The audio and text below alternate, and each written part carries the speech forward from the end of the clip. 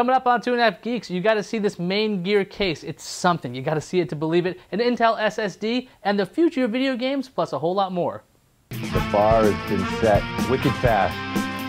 It rocked in the benchmarks. We're going to up the ante a little bit. Processing power, I kind of understand this. Welcome back to 2.5 Geeks. I'm Iyaz alongside Dave Altavilla and Marco Chiappetta. How you guys doing? Fantastic for Sunday, and you? I'm good. Marco, how about you? I am also doing well. Thanks for asking. You're also doing well. Let's just cut to the chase. Forget about how we're doing. Let's talk about a MainGear case. The MainGear SHIFT, which I think there's a typo in your article, Dave. It says there's a case and there's a liquid cooler in there, and the price says, I think it says $899. Is it supposed to be $89? I'm confused. Yeah, it's a tad on the pricey side, might I say. You're not confused. You read that right. The MainGear SHIFT chassis is available for a limited time to gamers that are enthusiast gamers, obviously, because if you're ponying up that much for a case, you better be serious about it. And so MainGear, you may not be familiar with them, as a New Jersey-based high-performance PC builder, high-performance gaming PC and workstation PC builder.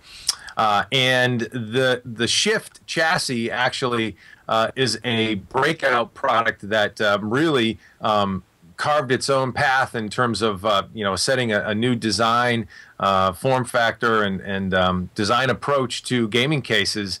A ways back. NVIDIA actually stepped out with these cases early on as a showcase for one of their new graphics cards and sort of helped put MainGear on the map. But the SHIFT is a different sort of chassis in that the motherboard is rotated 90 degrees. So the card slots, which normally pass out the back of the chassis, right, the rear, actually point vertical in the chassis, and exhaust and heat and everything, all the airflow goes north, right? Hot air rises. The cards are all in their slots facing vertical, and so the thermals and the acoustics of the case are excellent in that vertical orientation.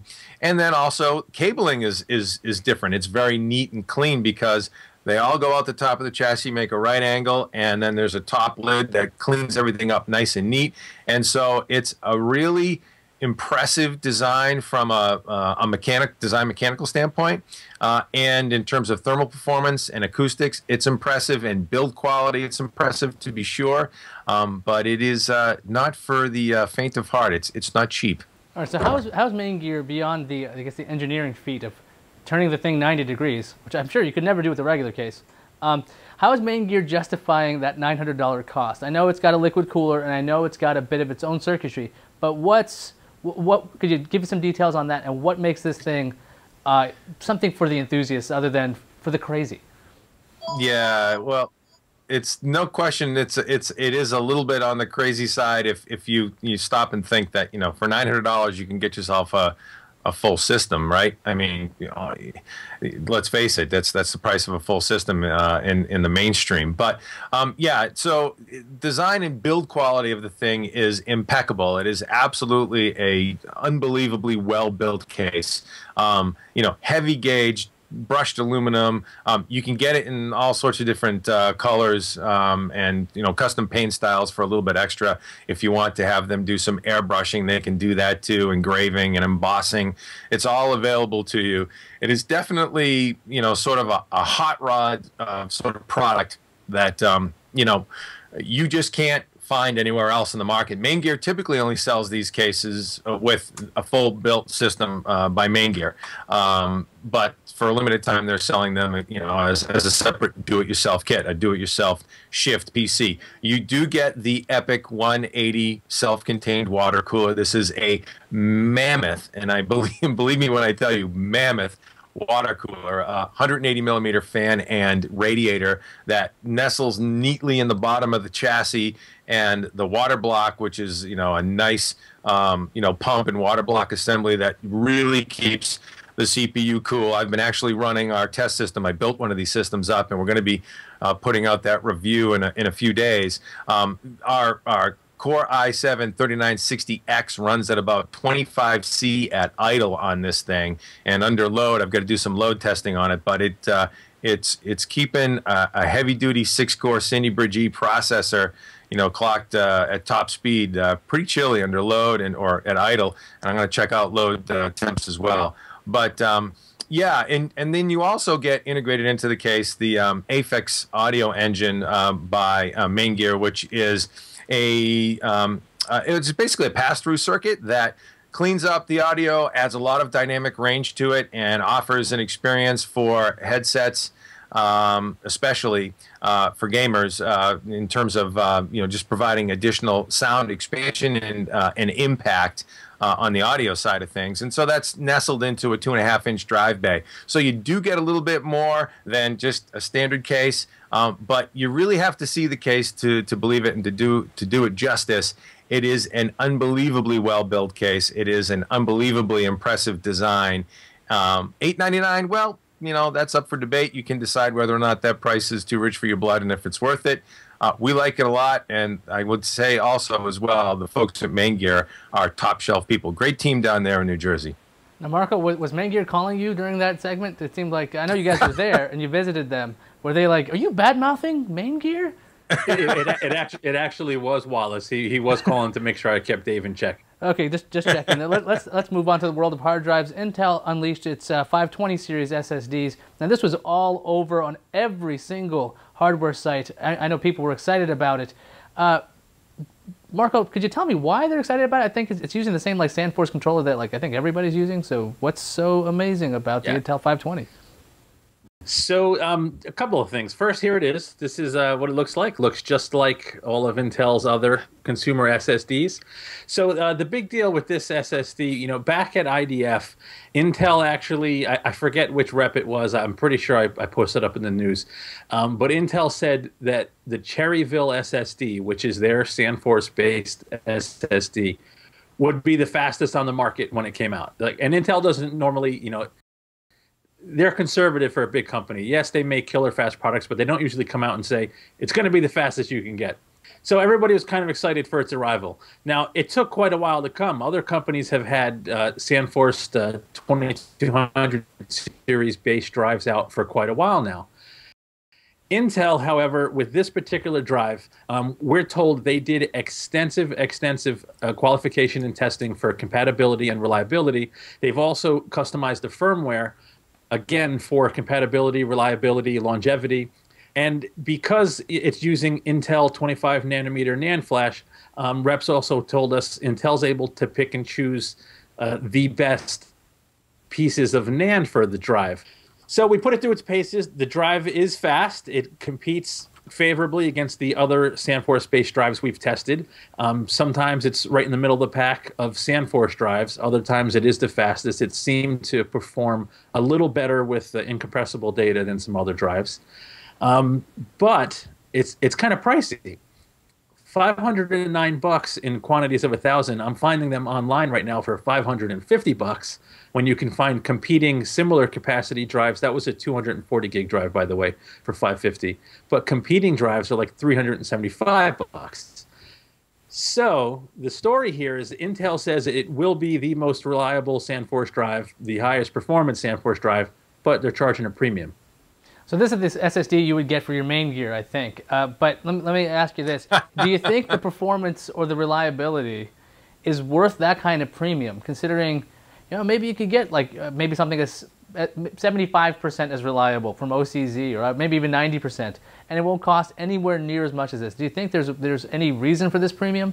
So I guess that's kind of a tough question to answer depending on your situation. Now, for me personally, if I'm going to plunk down my hard-earned money, I'd find it very tough to justify the premium that Intel is charging for this drive. But I've also never had an SSD fail on me. So for somebody who's had a drive, fail and they lose all of their data, somebody that's lived through that may want to spend a little more to know they've gotten a drive that's supposedly more reliable than others. Now, of course, we're going to have to wait a while to see if Intel's claims are actually true. They've put a lot of testing into other drives and have had firmware issues, so who knows. But in light of similar capacity drives that are I don't know, $160 less. I think it's really tough to justify that premium at this point. But the drive is brand new. It is one of the fastest drives out there. It's backed by Intel. Street prices will probably come down a little bit, so it may be a couple of weeks before we can really say whether it's worth the premium, because it's the premium that's out there right now might shrink a little bit. Onto the world of video games, and actually it fits quite nicely. There's a premium you'd think about when it comes to a new game over a used game. You pay a little bit of extra so you can get something, I don't know, the first crack at something. But over at, I think, was it 30, is it 39 Studios? Is that the place, Dave? 38? 38 studios, one studio off, the next door over. So close. There's a game called Kingdoms of Amalur apparently comes with some awesome downloadable content if you buy the game new. But if you buy it used, guess what? You're going to have to pay for that. Dave, can you explain this and flesh this out for the audience, because this sounds a little strange.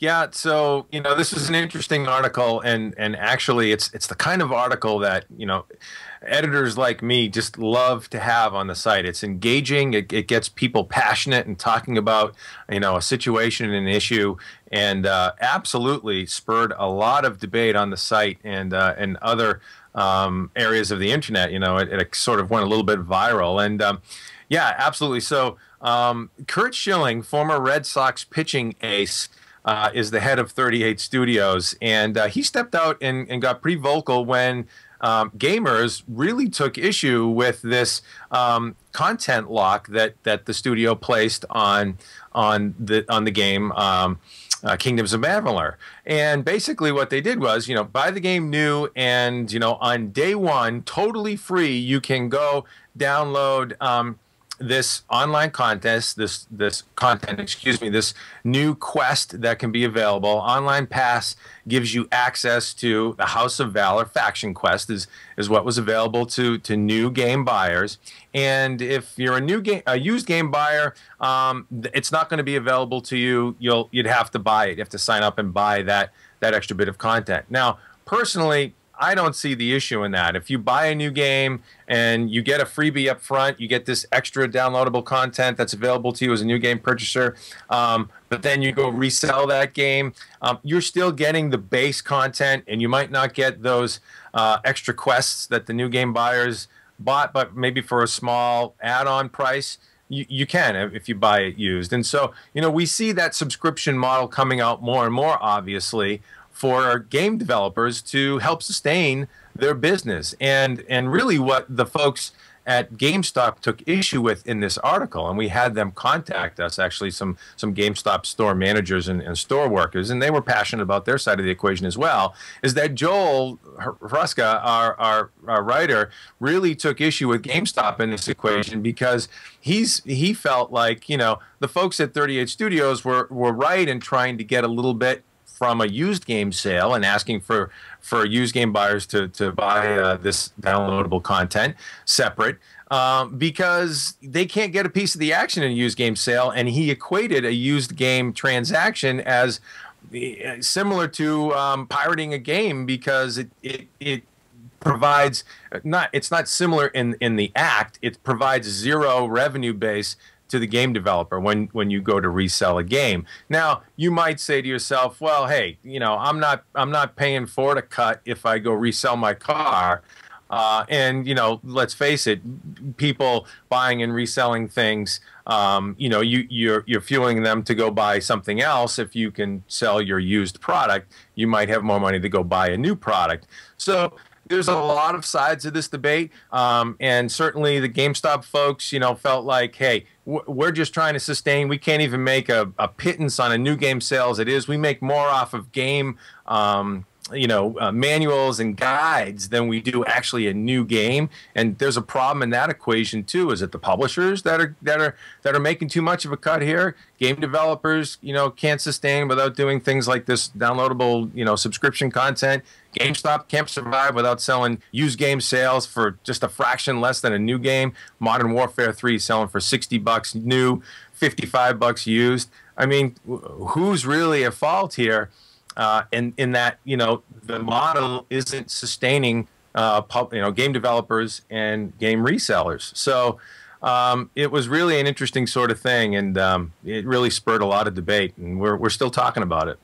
On the GameStop side, if anybody's ever been to college and you try to sell your textbooks and you try to buy them new, what GameStop is doing is nothing new. It's something horrific that you see in college all the time. You buy a book for $200, you get about $15 back for it, and then it's resold for $175. This kind of markup thing is normal, and it's horrible, and I hate it in the first place.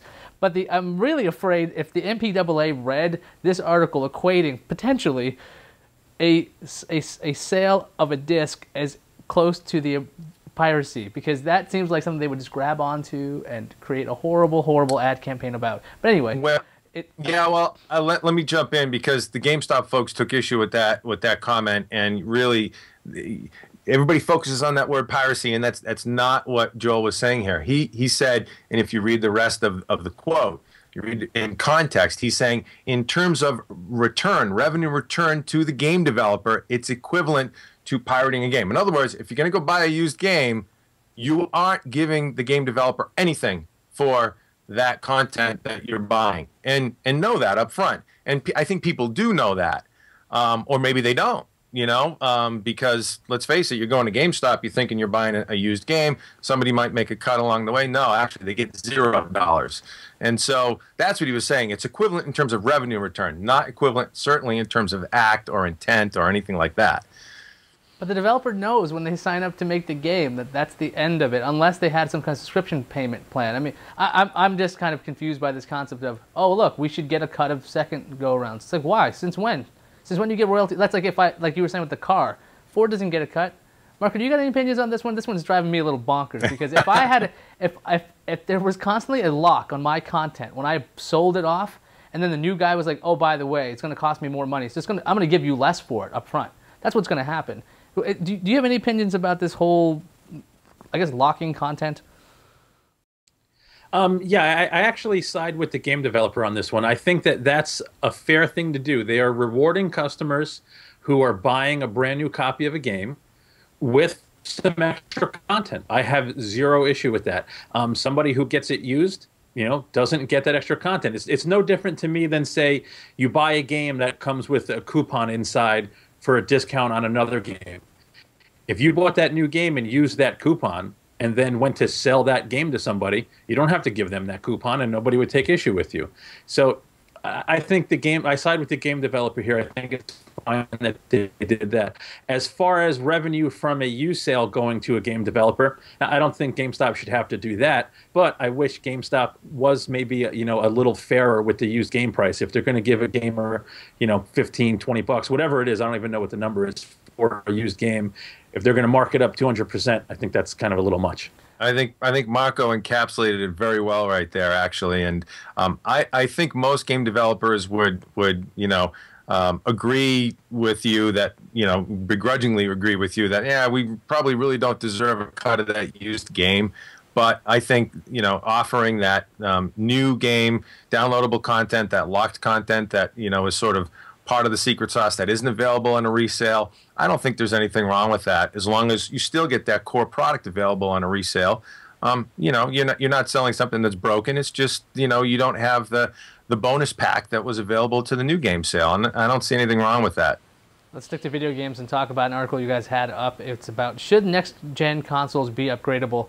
And I got to say, off the bat, looking at the article, the first thing that popped at me was the picture of the 32X, the Sega 32X, next to a picture of pork brains, and I believe the caption said something like, both equally accepted by the audience, or something similar. Absolutely.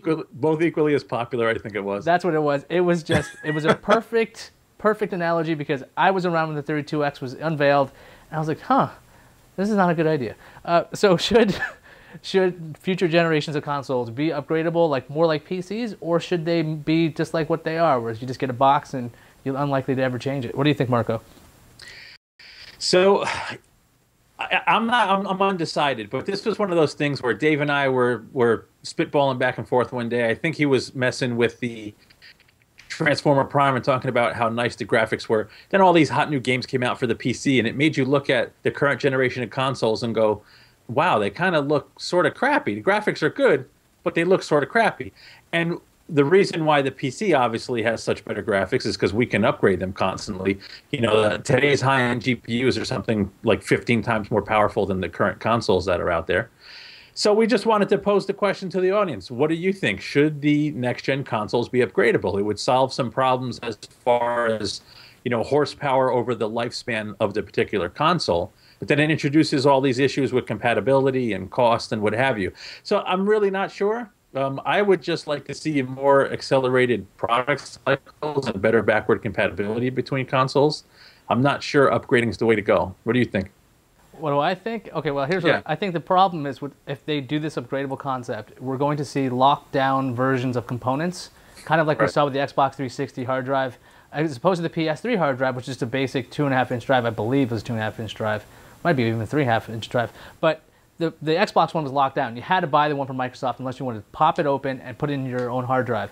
And that's the kind of thing I'm afraid of, because at least PC components are standardized and you can use them. Now, but I could also see why you wouldn't want that for the consoles.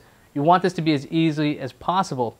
But I'm thinking there's going to be a markup, there's going to be a special box, a special enclosure, a special connection that's basically PCIe that's being just tweaked slightly, just so either Microsoft can get some extra money. I think that at the end of the day, upgrading this stuff is almost silly, because your end box will not be doing the processing. It's going to be all in the cloud anyway. So why would you need this kind of thing if you're going to offload the graphics? Dave, what do you think?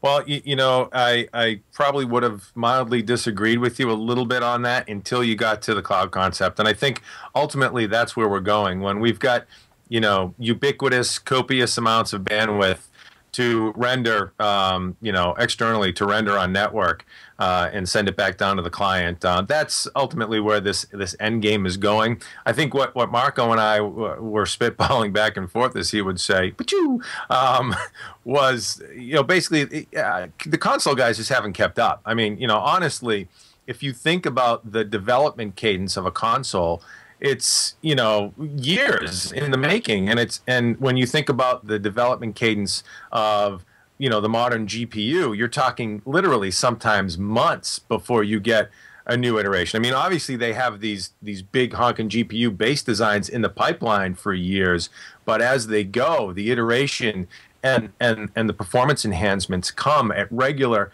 fast clips, and as PC enthusiasts, we're spoiled and we sort of get, you know, fed on that spoon of technology all the time, and it seemed like the console guys just weren't keeping pace, and that there was market opportunity in the console space that you know, a console manufacturer could capitalize on little enhancements, performance enhancements, on a more regular basis. And so we were struggling with that. I think you're right, though. I think the cloud is where it's going. I think what's interesting, though, is we think about things like the Kinect, you know, Xbox Kinect, and some of these other peripheral add-ons. I think you're going to start seeing more of that, and there's opportunity there as well. But mark my words, and Marco, I think you'd agree, the console guys got to step up their game in terms of graphics performance, and in terms of available horsepower, and, you know, just general immersiveness within the game engine itself, because the PC is just beating the snot out of it, and guys like us, you know, dyed-in-the-wool, you know, PC enthusiasts, we're just looking at it going, well, that looks like heck. It's all aliased and jaggy, and come on, but, you know, you can do better than this. I think must be able to do better than this. I think in the piece, I think it's Joel who wrote the piece. He compared Battlefield 3's textures on the PS3 to something that looked like that was something made in MS Paint. It was so lacking compared to the PC version. But I mean, isn't this just really about profit margins? Because I mean, in 2003, that's basically what it's all about. Graphics engine we're using in the Xbox 360. I mean, that came out like years later. And as the years go on, that piece gets cheaper and cheaper and cheaper, and the profit margins go up and up and up. If they started, you know, adding in these high-quality graphics processors, we're talking less money, right? Talking a higher sticker price, maybe a little bit.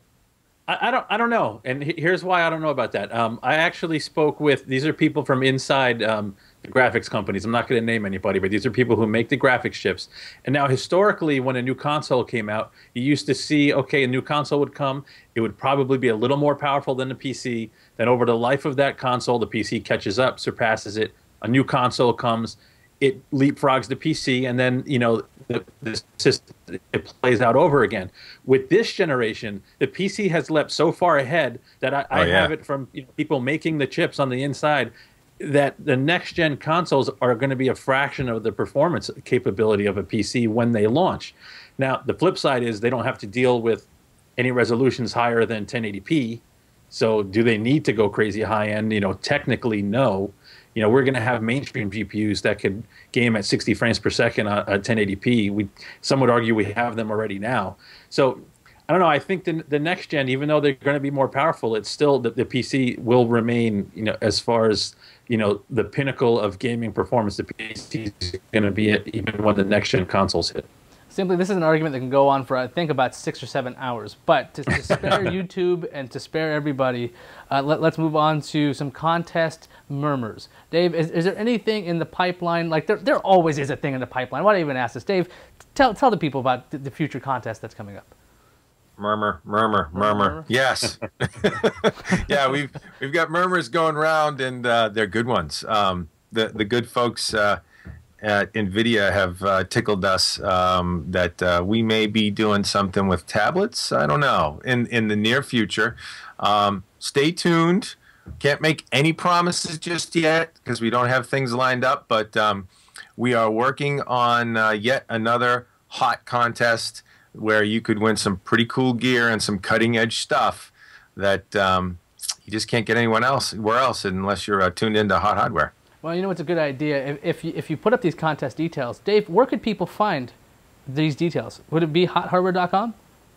By chance, you'd be right. It'd be there. And I bet if you want to check out everything we talked about on today's show, go to HotHardware.com. Or if you want to go around the web, you sure can. And you can have Hot Hardware content there too. Dig.com/HotHardware, Twitter.com/HotHardware, Facebook.com/HotHardware, and YouTube.com/HotHardwareVids. Easy for me to say. Right, gents? Yeah. That does it for today's episode. We will see everybody soon. Thanks for stopping by.